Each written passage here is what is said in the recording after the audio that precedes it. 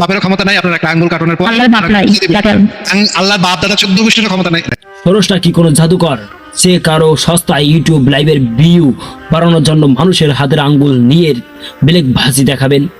নাস্তিক বক্তা এখানে মহাবিশ্বের সুশৃঙ্খল প্রাকৃতিক নিয়ম লস অফ নেচার এবং সৃষ্টিতত্ত্বকে অস্বীকার করে স্রষ্টাকে একটি সার্কাসের খাঁচায় বন্দী করার চেষ্টা করেছেন। অথচ বিজ্ঞানের মৌলিক নিয়মই হলো মহাবিশ্ব খামখালি পানায় চলে না, বরং নির্দিষ্ট ও অপরিবর্তনীয় কিছু গাণিতিক নিয়মে চলে। আর সেই নিয়মকে উপেক্ষা করে অলৌকিকতার দাবি করা মানে স্রষ্টাকে নিয়ে তামাশা করা। এই ভিডিওর প্রতিটি কথার খণ্ডন এবং জবাব দিব ইনশাআল্লাহ। আপনারা ভিডিওটি সম্পূর্ণ দেখবেন। নাস্তিক বক্তা দাবি করেছেন, আল্লাহ আমার একটা নতুন হাত গজায় দাও। আল্লাহ তুমি তো সবকিছু পারো, তোমার তো অসীম ক্ষমতা, তুমি আরেকটা হাত গজায় দাও। আল্লাহ আরেকটা হাত গজায় দাও, দেখবো আপনার একটা নতুন হাত গজায় কিনা। আপনার কি মনে হয় আপনার আল্লাহর তো এই ক্ষমতা আছে যে একটা নতুন হাত গজায় দিবে? এখানে আপনার কাটা হাতের ভিতর দিয়ে একটা নতুন হাত গজায় দিবে, এই ক্ষমতা তো আপনার আল্লাহর আছে নাকি? পরীক্ষা কার জন্য? ইসলামী আকীদা অনুযায়ী আল্লাহ মানুষকে পরীক্ষা করেন। সূরা মুলক। মানুষ আল্লাহকে পরীক্ষা করার কোনো অধিকার বা ক্ষমতা রাখে না। আল্লাহ মহাবিশ্বকে কারণ ও ফলাফল এর নিয়মে পরিচালনা করেন।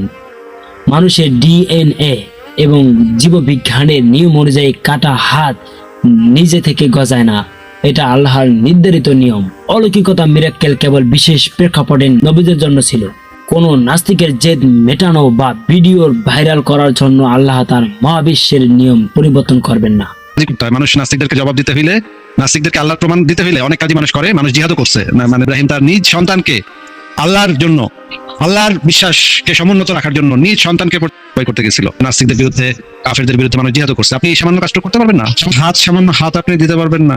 হযরত ইব্রাহিম আলাইহিস সালাম আল্লাহর পক্ষ থেকে সরাসরি ওহী বা নির্দেশ পেয়েছিলেন, কিন্তু একজন সাধারণ মুসলিমের জন্য কোনো নাস্তিকের প্ররোচনায় নিজের ক্ষতি করা ইসলামে কঠোরভাবে নিষিদ্ধ।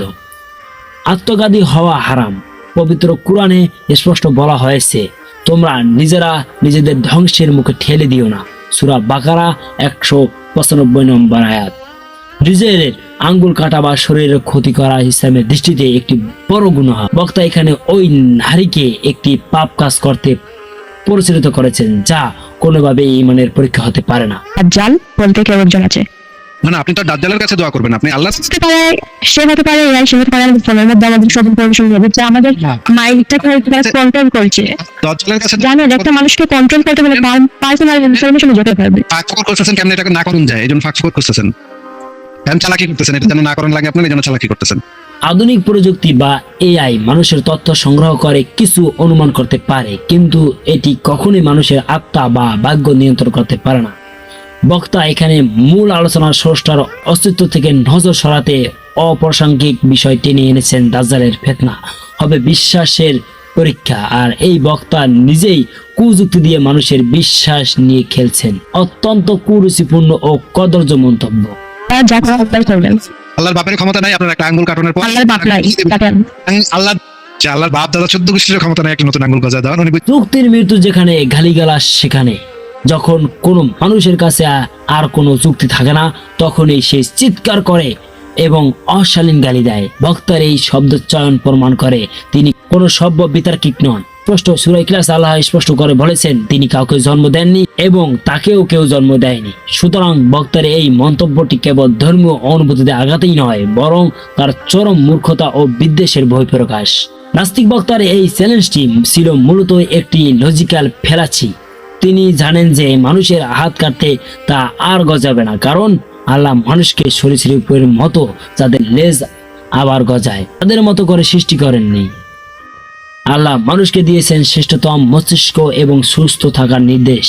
হাত না গজানো মানে স্রষ্টার অস্তিত্বহীনতা নয়, বরং এর অর্থ হলো আল্লাহ তার মহাবিশ্বকে কিছু সুনির্দিষ্ট জৈববিজ্ঞানিক বায়োলজিক্যাল নিয়মের অধীনে রেখেছেন। ওই নারী হাত না কেটে বরং ইসলামের সঠিক বিধানেই পালন করেছেন, কারণ নিজের ক্ষতি করা ইসলামের নিষিদ্ধ। সত্য কখনোই উচ্চস্বরে দেওয়া গালির কাছে পরাজিত হয় না, বরং গালিগালাজের নিচে নাস্তিক্য ভাদের যুক্তিহীন কদর্য চেহারাটা আজ সবার সামনে পরিষ্কার। প্রিয় দর্শক, নাস্তিকদের এরকম মন গড়া কথা এবং তাদের ভুলভাল কথা নিয়ে আপনারা কখনো পথভ্রষ্ট হবেন না। তাই যে পথভ্রষ্ট হওয়ার আগে 100 বার তাদের প্রতিটা কথার ব্যাখ্যা জানার চেষ্টা করবেন এবং ইসলাম নিয়ে ভালো মতো রিসার্চ করবেন। তাদের মন গড়া কথা শুনে ইসলামকে ছোট করবেন না, তারা চায় ইসলামকে ধ্বংস করতে। সুতরাং আমি যদি একটা মানুষকে খারাপ চাই, সেই মানুষটা যদি যতই ভালো হোক, তাহলে সেই মানুষটাকে ভালো কাজটাকে আমরা খারাপভাবে উপস্থাপন করব, এটাই স্বাভাবিক। সুতরাং আপনারা আমার ভিডিওটি কি সুন্দর করে সাবস্ক্রাইব করবেন এবং আমাকে সহযোগিতা করবেন, যাতে আমি এরকম আরো সুন্দর সুন্দর ভিডিও আপনাদের উপহার দিতে পারি। খোদা হাফেজ।